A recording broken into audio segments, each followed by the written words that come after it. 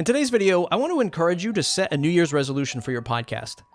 Maybe it's to find more guests, stay more consistent, finally launch that podcast. All are great resolutions to set depending on where you're at with your podcasting journey. However, if you're like me and you've been podcasting for a while, maybe it's time to commit to something else, something that makes your show better. And that something is defining the premise of your show, committing to that premise to make, everything better. More on that everything in a minute. I want to tell you why this is top of mind for me first. So as a podcaster of 8+ years, I've been regularly creating shows because, I love it. And it was fun at first, and then it became routine, and then it became a creative outlet, and then it became work, and then it became burnout. Now, I've recovered from that burnout mode largely because I stopped putting unnecessary pressure on myself to perform, which allowed me to enjoy the art plus the storytelling content all over again. However, over the last year, I've felt a bit of a plateau of listenership and this feeling that I don't have a unique purpose or premise for my art, cleverly disguised as a podcast.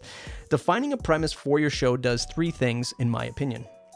It helps guide new listeners to what the show is about and what they'll experience beyond the content. Out of 1.8 million podcasts on the web, they'll know why they choose to tune in every week.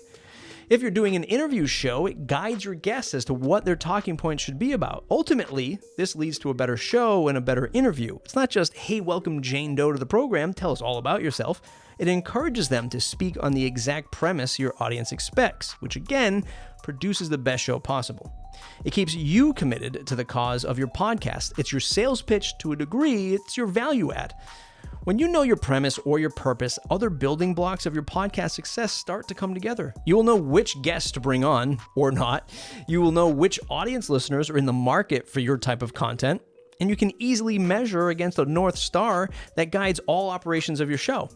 Like I mentioned before, with 1.8 million podcasts available for us to choose from, critically thinking and spending time on your premise is next level in this game of content creation. So whether you're getting your first episode off the ground or your 100th, let's get hyper-focused on defining the premise for 2021. If you're looking for a great resource, I recommend following Jay Acunzo. He runs marketingshowrunners.com and has a great new course all about the nuances of defining a premise for your show. He'll also be a guest on the Audience Podcast, which should air early February 2021 if everything goes right. I'll link his stuff up in the description below. If you think buying an expensive microphone will turn your show around, take that money and invest it in his course first.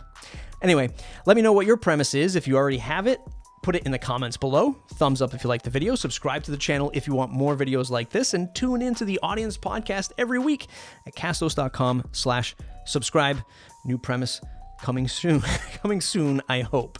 All right, everybody. Thanks for watching. We'll see you in the next video.